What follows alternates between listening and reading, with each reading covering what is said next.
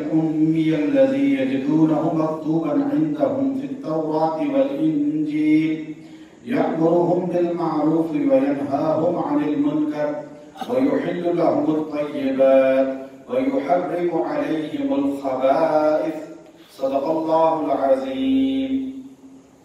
اللہ رب العزت نے حضور اکرم صلی اللہ علیہ وسلم کا اس آیت کریمہ میں ذکر جامع کیا۔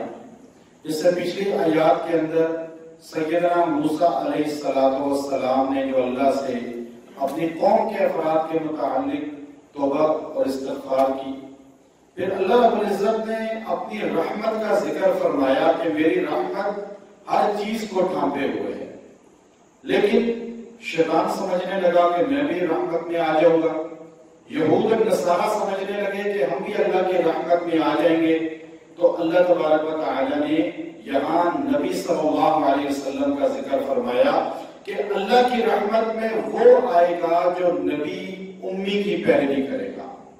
حضور کے مانے بغیر کوئی اللہ کی رحمت میں نہیں آ سکتا۔ حضور صلی اللہ علیہ وسلم کی اتباع شرط ہے نجات کی۔ ایک یہودی کہتا ہے کہ میں بھی، چونکہ پچھلی آیت میں گزرا تھا کہ جو آمنو، جو ایمان لائے گا اور وہ یؤتون الزکاۃ، اور جو زکات دے گا، جو آدمی یہ اعمال کرے گا وہ رحمت خداوندی میں آ جائے گا۔ یہودی کہ جی میں تو اللہ کو مانتا ہوں، ایمان لاتا ہوں اللہ پہ، میں بھی مال خرچ کرتا ہوں۔ عیسائی کہتا ہے میں بھی مال خرچ کرتا ہوں۔ اسی طرح کوئی بھی اہل کتاب کے میں بھی مال خرچ کرتا ہوں، اللہ کی رحمت میں آ جاؤں گا۔ اللہ نے فرمایا ایسے نہیں ہے۔ الذین یتبعون الرسول، جو اتباع کرے گا میرے رسول کی۔ اب رسول پہلا حضور کا لقب بیان فرمایا، النبی، پھر فرمایا میرے نبی بھی ہیں۔ اب آپ دیکھیے رسول اور ہے، نبی اور ہے، دونوں میں فرق ہوتا ہے۔ نبی 1,24,000 تھے، رسول 1,24,000 نہیں تھے، رسول 313 ہیں۔ نبی اس کو کہا جاتا ہے جس کو اللہ نبوت عطا کرتے ہیں، چاہے وہ خواب میں ہو، چاہے وہ فرشتے کو بھیج کر ہو، یا قلبی القا ہو، قلب پہ نازل ہو کچھ۔ لیکن رسول اس کو کہا جاتا ہے جو اللہ کا نبی بھی ہو اور اللہ اس میں کوئی کتاب یا صحیفہ نازل کرے اور وہ شریعت لے کر آگے امت کو نیا طریقہ شریعت اللہ کی طرف سے پہنچائے۔ ہر نبی رسول نہیں ہوتا، ہر رسول نبی ہوتا ہے۔ ہر نبی رسول نہیں ہوتا اور ہر رسول نبی ہوتا ہے۔ اب یہ اللہ نے حضور کا جب ذکر کیا تو پہلے حضور کی کاملیت کو بیان کیا کہ میرے نبی محمد عربی صلی اللہ علیہ وسلم، ان کی اتباع کرو، الذین یتبعون، ان کی اتباع کرو جو نبی بھی ہیں رسول بھی ہیں، نبی بھی ہیں رسول بھی ہیں۔ پھر آگے فرمایا امی۔ اب حیرت کی بات ہے، جب آپ کسی کا القاب لگاتے ہیں تو آپ القاب لگاتے لگاتے کہیں کہ یہ ان پڑھ ہے، تو اس کی شان بڑھے گی یا گھٹے گی؟ اب اللہ تبارک و تعالیٰ اپنے نبی کی شان بتا رہا ہے، پہلے النبی، پھر اس سے پہلے کا رسول، یہ دونوں صفتیں بیان کی، اور رسول النبی، دو صفتیں بیان کر کے اللہ نے کہا الامی، یہ امی ہیں۔ عربی میں امی کس کو کہتے ہیں؟ جو پڑھنا لکھنا نہ جانتا ہو۔ اب حضور پڑھنا لکھنا نہیں جانتے تھے۔ شاہ عبدالعزیز محدث دہلوی رحمۃ اللہ علیہ نے امی کا ترجمہ سب سے بہترین کیا، فرمایا امی اس کو کہا جاتا ہے جس کا استاد کوئی مخلوق میں سے نہ ہو۔ حضور امی ہیں، حضور کسی مدرسے نہیں گئے، کسی اسکول نہیں گئے، کسی مخلوق کے سامنے اتحیات کی شکل میں شاگرد بن کے نہیں بیٹھے، ورنہ کہتے جی کہ دیکھو جی حضور تو فلاں کے شاگرد ہیں، جب حضور کامل ہے تو استاد کتنا کامل ہوگا، آپ استاد کے پیچھے چلتے ہیں۔ لوگ یہ کہتے ہیں، میں اکثر لکھ دیتا ہوں میرے استاد تو لوگ جو مجھ سے علاج کرانے آتے ہیں وہ میرے استاد حدیث کے ہوتے ہیں، لیکن ان کو بھی ان کا نمبر دیں جی ہم نے ان سے دم کروانا ہے، ان سے تعویذ دینا ہے کہ آپ کے استاد ہیں تو کتنے آگے ہوں گے آپ سے. بات بھی ٹھیک ہے، استاد کا رتبہ شاگرد سے زیادہ ہی ہوتا ہے، کم. ہمارا یہ عقیدہ ہے کائنات میں اللہ کے بعد سب سے بڑا کون ہے؟ محمد صلی اللہ علیہ وسلم. اگر حضور کسی بشر کے، کسی انسان کے، کسی جن کے شاگرد ہوتے، کسی فرشتے کے بھی شاگرد ہوتے، تو پھر ہم کہہ سکتے تھے کہ حضور صلی اللہ علیہ وسلم اللہ کے بعد سب سے اعلیٰ. پھر دنیا میں ہر شاگرد کہتا میں استاد سے اعلیٰ ہوں، بیٹا کہتا میں باپ سے اعلیٰ ہوں. کہا نہیں، حضور صلی اللہ علیہ وسلم کسی بشر کے، کسی مخلوق کے شاگرد نہیں ہیں. یہ ترجمہ کس نے کیا؟ شاہ عبدالعزیز محدث دہلوی نے. آپ کا استاد کوئی مخلوق میں سے نہیں تھا، آپ نے ڈائریکٹ اللہ سے پڑھا، اللہ نے آپ کے سینے پہ اتارا. اس لیے ہم کہتے ہیں اللہ نبی کا استاد ہے، نبی اللہ کا شاگرد ہے، اللہ کے بعد کائنات میں نبی سے افضل کوئی نہیں ہے. یہ عقیدہ ہمارا بن گیا. امی اس لیے کہا جاتا ہے، ایک آدمی نے ڈگری دی، کسی سے تعلیم حاصل کی، پھر وہ قابل ہوا، بے شک کسی اور فیلڈ میں ڈگری لی لیکن قابلیت کسی اور فیلڈ میں ہے، لیکن کہا جاتا ہے کہ اس ڈگری کی وجہ سے، اس تعلیم کی وجہ سے یہاں وہ نبی جو لکھنا نہیں جانتا، وہ نبی جو پڑھنا نہیں جانتا، وہ نبی جو کسی کتاب کا نام بھی نہیں جانتا دنیا داروں کی، لیکن جب وہ بولتا ہے تو آج 1400 سال کے بعد یہ سائنسدان بھی ان کی بات کو غلط ثابت نہیں کر سکتے. حدیث کو غلط سائنسدان بھی نہیں کہہ سکتے. 1400 سال گزر گئے، آج تک دنیا کا کوئی اسکالر، کوئی بڑے سے بڑا ریاضی دان، بڑے سے بڑا فزکس کا ماہر، بایولوجی کا ماہر، بڑے سے بڑا کیمیا دان، سارے جمع ہو جائیں، نبی کی ایک ایک سنت کو غلط ثابت نہیں کر سکتے کہ یہ اخلاقی طور پہ، معاشرتی طور پہ، انسانی جو ہے نفع نقصان کی بنیاد پہ یہ غلط ہے. ہم آنکھیں بند کر کے حضور پہ اعتماد اس لیے کرتے ہیں کہ حضور ہیں امی، لیکن زبان سے وہ بولتے ہیں وَمَا يَنطِقُ عَنِ الْهَوَىٰ إِنْ هُوَ إِلَّا وَحْيٌ يُوحَىٰ، جو ان کو رب کریم جو ہے عرش بالا سے القا کرتا ہے، اپنے پاس سے تو بولتے نہیں.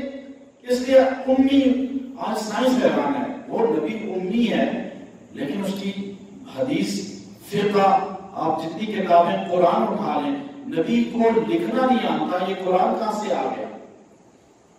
شعر و شاعری نہیں آتی ہے حضور کو، کبھی شعر و شاعری آپ نے نہیں کی، ایک شعر آپ کا نہیں ہے کسی کتاب میں، لیکن آپ نے اتنا بڑا قرآن کہ آج بھی کوئی انسان قرآن جیسی ایک آیت نہیں لا سکتا. تو یہ امی. پھر آگے فرمایا الذی یجدونہ مکتوبا. بڑی عجیب بات اللہ نے کی ہے، آپ حیران ہو. اللہ نے کہا نبی ہے، رسول ہے، امی ہے. یجدونہ، یہ خطاب دنیا کفر کے لیے ہے، ہمارے لیے تو ہے ہی ہے لیکن دنیا کفر کے لیے. اس زمانے کے یہودی، نصرانی، اس زمانے کے جو ہے پارسی اور آج کا عیسائی، آج کا یہودی کے لیے بھی چیلنج ہے. یجدونہ مکتوبا، تم ان کو لکھا ہوا پاتے ہو. مکتوبا یعنی یہ نہیں کہا کہ ان کی عظمت پاتے ہو. ایک ہوتا ہے کہ آپ کہتے ان کے فضائل پاتے ہو، فضائل اور چیز ہے.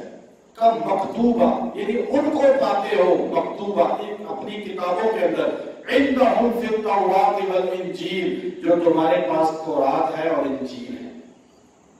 اچھا، اب قرآن پہ جو انگلی اٹھاتا ہے 1400 سال میں ایک یہودی، ایک عیسائی کھڑا ہو کے بتائے تاریخ 1400 سال میں، آج کا یہودی عیسائی بھی کھڑا ہو کے کہے انجیل اور زبور ہاتھ میں پکڑ کے، اس زمانے میں کھڑا ہو کے کہتا، مدینے کے چوک میں یہودی کھڑا ہو جاتا، عیسائی کھڑا ہو جاتا، یوں پکڑ کے کہتا اے مسلمانوں، تمہارے قرآن نے کہا یجدونہ مکتوبا عندہم فی التوراۃ والانجیل، اس نبی کو تم اپنی کتابوں میں پاتے ہو، ہماری انجیل میں تو آپ کے نبی کا کوئی ذکر نہیں، ہماری تورات میں تو آپ کی نبی کا کوئی ذکر نہیں.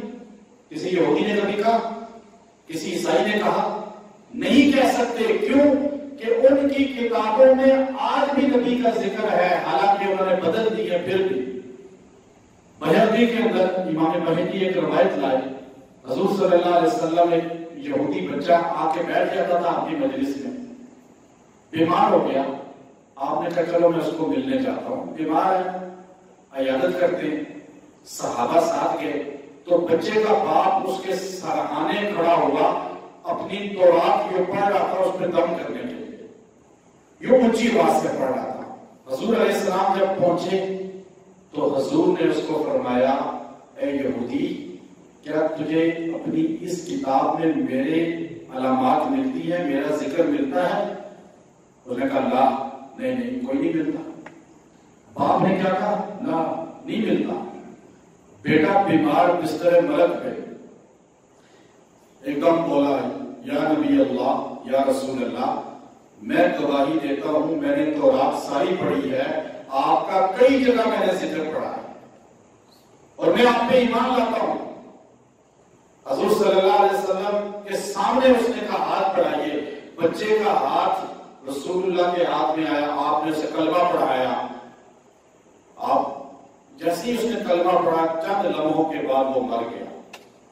حضور صلی اللہ علیہ وسلم صحابہ سے فرمایا، صحابہ اس کو غسل دو، کفن دو، جنازے کی نماز پڑھو، مسلمانوں کے قبرستان میں دفن کرو، یہ ہمارا ہے۔ لیکن اب بیٹا باپ کے مخالف ہو گیا جب بات آئی تورات میں نبی کے ذکر کی۔ اور اسی طرح ابن عساکر میں اور اسی طرح طبقات ابن سعد کے اندر یہ پوری 3 تاریخ کی کتابوں کے اندر، اور امام بغوی رحمۃ اللہ علیہ نے اپنی تفسیر کے اندر، روح المعانی نے اپنی تفسیر کے اندر یہ 4 روایتیں نقل کی ہیں، مختلف روایتیں ہیں، لیکن لب لباب اس کا یہ ہے تورات کے اندر یہ الفاظ موجود ہیں، نبی آخری جو مکے میں پیدا ہوگا، طیبہ اس کا ہجرت کا مسکن بنے گا، شام اس کا شہر ہوگا، اور اس کی سب سے بڑی نشانی یہ ہوگی کہ وہ درگزر کرنے والا ہوگا، بازاروں میں شور کرنے والا نہیں ہوگا۔ یہ 4 کتابوں کی تفاسیر کے اندر یہ آپ کی شان تورات کے اندر موجود ہے، انجیل کے اندر موجود ہے۔ پھر اس کو کعب احبار رحمۃ اللہ علیہ نے اور وہب ابن منبہ رحمۃ اللہ علیہ، 2 تابعین ہیں جو قرآن زبور انجیل کے عالم تھے، بہت بڑے یہودیوں کے عالم تھے، لیکن پھر مسلمان ہو گئے۔ وہ اپنی کتاب کے اندر لکھتے ہیں اور اس کو باقاعدہ طور پہ وہب ابن منبہ کے اور کعب احبار روایت کرنے والے ہیں، اس کو نقل فرمایا طبقات ابن سعد نے کہ آپ صلی اللہ علیہ وسلم کی نشانی زبور کے اندر یہ تھی کہ اللہ تبارک و تعالیٰ نے حضرت داؤد سے فرمایا، اے نبی داؤد، ان قریب نبیوں کو سلسلہ منقطع کرنے والا خاتم النبیین آئے گا، اور اس کو میں نے وہ شان دی ہے کہ وہ نبیوں کا سردار ہوگا، کہ جنت کی چابی اس کے ہاتھ میں ہوگی، جنت میں پہلا داخل ہونے والا ہوگا، اس کی امت مرحومہ ہوگی، نبیوں کو جو نفل دیے وہ اس کی امت کو دوں گا، نبیوں کو جو شان دی وہ اس کی امت کو دوں گا، نبیوں کو جو نور دیا وہ اس کی امت کو دوں گا، اس کی امت کی 6 فضیلتیں ایسی ہیں جو نبیوں کی شان تھی، میں امت محمدیہ کو عطا کر دوں گا۔ اب آپ دیکھیے زبور کے اندر نبی کا ذکر، امت کا بھی ذکر، تو اللہ نے فرمایا کوئی یہودی آج بھی کھڑا ہو جائے چیلنج کرے ٹی وی پہ آ کے، عیسائی ٹی وی پہ آ کے چیلنج کرے، یہ قرآن کہتا ہے یجدونہ مکتوبا عندہم فی التوراۃ، تمہارے نبی کا ذکر قرآن میں، زبور میں، انجیل میں موجود ہے، میں دنیا کا کوئی عیسائی کہے، یہودی کہے، نہیں پاتے ہم ذکر، کبھی چیلنج نہیں کر سکتے، کبھی چیلنج نہیں کر سکتے۔ میں آپ کے سامنے یہ بات منبر پہ کہہ رہا ہوں، کہے نا یہودی عیسائی، اور جی قرآن غلط کہہ رہا ہے، نعوذ باللہ، نبی کا ذکر کہاں انجیل میں ہے، کہاں زبور میں ہے، کہاں تورات میں ہے؟ آج 1400 سال کے بعد جب زبور انجیل تبدیل ہو گئی، آج بھی مسلمانوں کا چیلنج قرآن میں موجود ہے، اور ہمارے بہت بڑے بزرگ مولانا رحمت اللہ کرانی رحمت اللہ علیہ آج سے 200 سال پہلے جنہوں نے مکہ مکرمہ میں سب سے پہلا مدرسہ سعودیہ کی بنیاد رکھی. سورۃ النساء ایک برصغیر کی عورت نے پیسہ بھیجا. مولانا رحمت اللہ کرانی دیوبند کی شخصیت عظیم، دارالعلوم دیوبند بننے سے پہلے شاہ ولی اللہ کے شاگرد سلسلہ، آپ نے مکہ میں ہجرت کی. حاجی امداد اللہ مہاجر مکی کی تحریک شاملی، تحریک آزادی پاکستان جو بننے کی تھی 1857 میں ناکام ہوئی. آپ مکہ ہجرت کر گئے. آپ نے برصغیر کی عورت کو ترغیب دی، بہت مالدار عورت تھی سورۃ النساء. اس نے پیسہ بھیجا. مکہ میں تاریخ میں سب سے پہلا مدرسہ ان 3 سالوں میں مولانا رحمت اللہ کرانی نے بنایا. آج تک وہ مدرسہ سعودیہ موجود ہے. شاہ عبدالعزیز سعودیہ کے جو بانی ہیں وہ اسی مدرسے میں پڑھ کے نکلے تھے. آج اس مدرسہ کے اندر الحمدللہ ہمارا جانا ہوتا ہے. سعودیہ اس عورت کے نام پہ رکھا گیا. مولانا رحمت اللہ کرانی نے عیسائیت پڑھ رہی تھی، تبلیغ ان کی پڑھ رہی تھی. آپ نے ایک کتاب لکھی اظہار الحق، عیسائیوں کے دجل. عیسائیوں کی کتابوں میں مسلمانوں کا اور نبی آخر الزمان کا ذکر، حضور کا انجیل میں تذکرہ، انجیل کے اندر حضور پر ایمان لانے کی بشارتیں، عیسیٰ علیہ السلام کی زبان سے حضور کا ذکر، یہ اپنی کتاب میں انجیل سے جمع کیا. اظہار الحق وہ کتاب ہے جس کو سعودی عرب نے اپنی عربی کے اندر بھی انہوں نے لکھی. اپنے باقاعدہ طور پہ وزارت ان کی اس کو پرنٹ کرتی ہے اور سعودیہ کے اندر تقسیم کرتی ہے. تو وہ کتاب پڑھیں تو آج بھی عیسائی دنیا راغب ہو سکتی ہے اسلام کی طرف. تو نبی کی شان کیا بیان کی؟ یأمرہم بالمعروف وینہاہم عن المنکر. نبی وہ ہے جو اچھی باتوں کی تبلیغ کرتا ہے، بری باتوں سے. نبی کے ماننے والا وہ ہے جو اچھائی کی تبلیغ کرتا ہے، برائی سے منع کرتا ہے. نبی کی ذات اچھائی کی مبلغ ہوتی ہے اور مانے ہوتی ہے برائیوں سے. ہمیں بھی چاہیے اس کام کو، دعوت اور تبلیغ، یہ دعوت اور تبلیغ، اچھائی کی تبلیغ، منکرات سے روکنا. یہ اور پھر فرمایا وَيُحِلُّ لَهُمُ الطَّيِّبَاتِ، وہ تمہارے لیے حلال کرتا ہے پاک چیزیں، پاک چیزیں. وَيُحَرِّمُ عَلَيْهِمُ الْخَبَائِثَ، اور ناپاک چیزیں تم پہ حرام کرتا ہے. یہ نہیں ہو سکتا. نبی چائنا نے ہر سال ان کا مناتے ہیں، ہر سال ایک سال ہارس، ایک سال جو ہے وہ ڈاگ، پورا سال کتا کھاتے ہیں، پورا سال گھوڑا کھاتے ہیں، پورا سال جو ہے خنزیر کھاتے ہیں. مطلب یہ نہیں کہ لازمی کھاتے ہیں، مطلب کہ فنکشن میں زیادہ تر وہی گوشت کھاتا ہے پک کے. ایک سال انہوں نے بکرے کا منایا. جب انہوں نے بکرا حالانکہ مشین سے ذبح کیا، لیکن چائنیز کہنے لگے جتنا لطف بکرے کے گوشت میں آیا وہ دیگر، اور ان کی حکومت نے بین کیا کتے کے گوشت میں بیماریاں ہیں، لوگوں کو بیماریاں لگتی ہیں، خنزیر کے گوشت میں بیماریاں ہیں. اللہ نے ہمیں 1400 سال پہلے کہا تمہارا نبی. آج سائنس کہتی ہے جو نبی صلی اللہ علیہ وسلم نے حرام چیزیں کی ہیں ان کے اندر بیماری ہے، جسم کو نقصان ہے. اب ہمارا نبی امی ہے لیکن دنیا کا سب سے بڑا ڈاکٹر بھی ہمارے نبی کی پاؤں کی خاک کو نہیں پہنچ سکتا. سب سے بڑا سائنسدان بھی، کوئی سائنسدان نہیں کہہ سکتا حضور نے جو طریقہ ہمیں بتایا یہ سائنس کے اصول کے خلاف ہے. چلو قرآن کے اصول کے خلاف نہیں کہہ سکتا، سائنس کے اصول کے خلاف کہہ کے بتا دی، نہیں کہہ سکتا. اس لیے دنیا کفر بھی آج نبی کی سنت کو دنیا داری سمجھ کے اپناتے ہیں. آپ نے نوٹ کیا ہوگا اس کو. اور آیت کو ختم اب اللہ نے فرمایا کہ وَيَزَعُ عَنْهُمْ إِسْرَهُمْ وَالْأَغْلَالَ الَّتِي كَانَتْ عَلَيْهِمْ. یہ نبی جو آیا ہے یہ تم سے 2 چیزیں ہٹانے کے لیے. یہ اس لیے اسرہم، تمہارے اوپر جو بوجھ ہے اس کو بھی ہٹائے، وَالْأَغْلَالَ، اور جو تمہارے ہاتھوں میں ہتھکڑیاں ہیں یہ بھی نکال دے. اسرا کہتے ہیں اوپر سے جو بوجھ پڑتا ہے انسان دب جاتا ہے، ہل نہیں سکتا. اور گل کہتے ہیں ہاتھ میں جو ہتھکڑی ہوتی ہے بندہ کہیں جا نہیں سکتا. تم بندھے ہوئے ہو، تم بندھے ہوئے تھے، اب تمہیں بہت سی چیزیں حلال کر دی. کیا بندھے ہوئے تھے؟ تمہارے کپڑے پہ یوں گندگی لگتی تھی بنی اسرائیل کے، اللہ کا حکم تھا دھونے سے پاک نہیں ہوگی، کپڑا کاٹنا پڑے گا. جسم پہ گندگی لگتی تھی، جسم کو دھونے سے پاک نہیں ہوتا، یہاں سے کھال کو کھرچنا پڑے گا.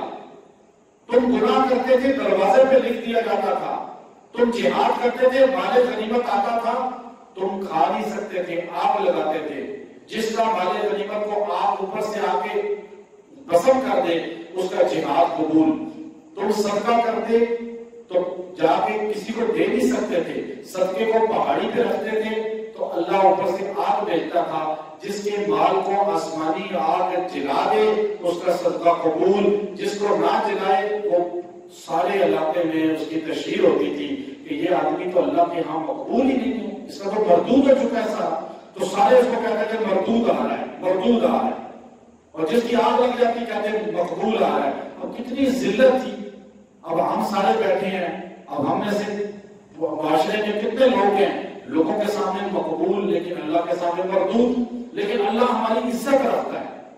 یہ اللہ نے ہمیں کہا کہ میں نے تمہارے اوپر وہ بوجھ جس نے تمہیں ذلت میں دھنسایا ہوا تھا، تم ہتھکڑی میں یوں جھگڑے ہوئے تھے، میرے نبی نے آ کے تم سے یہ سب چیزیں ختم کر دی.